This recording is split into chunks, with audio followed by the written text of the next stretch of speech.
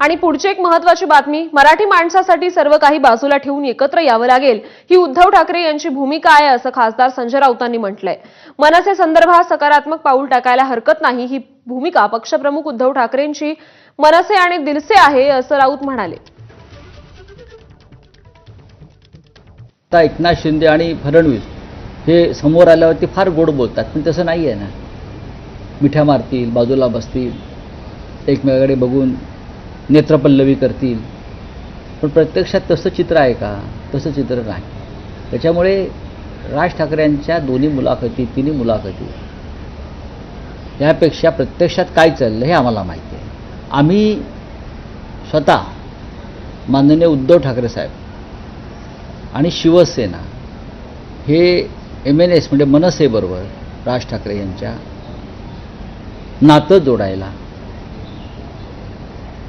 नक्कीच आमची सकारात्मक भूमिका आम्ही त्या संदर्भात ठेवलेली आहे।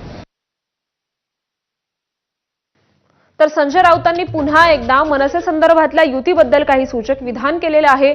मनसेबाबत सकारात्मक पाऊल टाकायला आम्ही तयार आहोत आणि पक्षप्रमुख उद्धव ठाकरे यांची ही भूमिका मनसे आणि दिलसे आहे असं राऊत म्हणालेले आहेत। उद्धव ठाकरे आणि राज ठाकरे यांच्या युतीबाबतच्या चर्चा काही दिवसांपूर्वी मोठ्या प्रमाणात झाल्या, त्यानंतर या संदर्भात अनेक राजकीय प्रतिक्रिया देखील आल्या, परंतु त्यानंतर काही काळ ही गोष्ट जरा मागे पडली होती, परंतु आता त्यानंतर पुन्हा एकदा संजय राऊतांनी या संदर्भात वक्तव्य केलेलं आहे।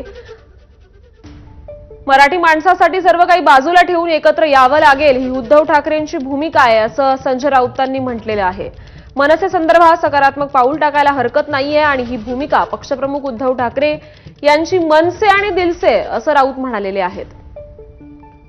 त्यामुळे शिवसेना, उद्धव ठाकरेंची शिवसेना आणि मनसेच्या माध्यमातून राज ठाकरे एकत्र येणार ह्या चर्चा पुन्हा एकदा सुरू झाल्यात।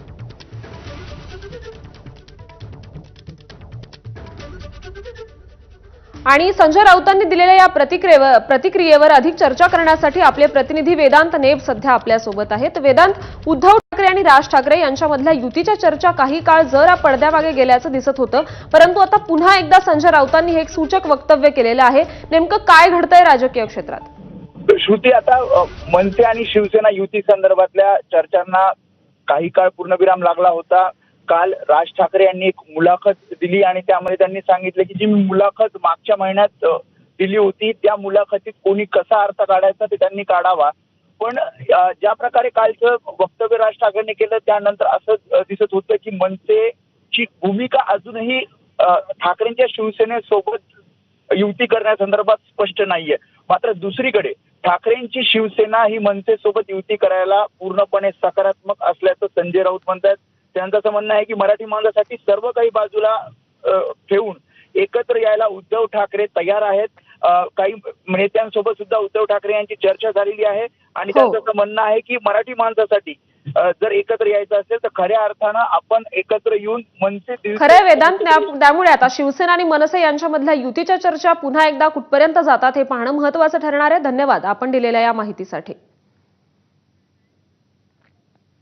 नीती आयोगाच्या गव्हर्निंग काउन्सिलची आज 10वी बैठक होणार आहे। पंतप्रधान नरेंद्र मोदींच्या अध्यक्षतेखाली नीती आयोगाची बैठक होईल। सर्व राज्यांचे मुख्यमंत्री नीती आयोग बैठकीत सहभागी होणार आहेत। विकसित भारतासाठी रोड मॅपवर नीती आयोगाची ही बैठक आयोजित करण्यात आलेली आहे। केंद्राकडून राज्यांना मिळणाऱ्या निधीचा मुद्दा तमिळनाडू राज्याकडून उपस्थित होणार असल्याचं समजतंय। केंद्र आणि राज्यांच्या प्रकल्पांना गती देण्याचा मुद्दा देखील या बैठकीत चर्चेला जाऊ शकतो। दरम्यान यावर ठाकरे गटाचे खासदार संजय राऊतांनी काय प्रतिक्रिया दिली आहे पाहूया। तो ये तो एक परंपरा है ना, उसमें नई बात क्या है। नीति आयोग की बैठकें होती रहती है, देश के विकास के बारे में वहाँ चर्चा होती है, राज्यों का जो बैकलॉग होता है उस बारे में चर्चा होती है। महाराष्ट्र आज आर्थिक तंगी में है, आपको मालूम है, लाडली बहन ये योजना, तो जरूर महाराष्ट्र की सरकार महाराष्ट्र के लिए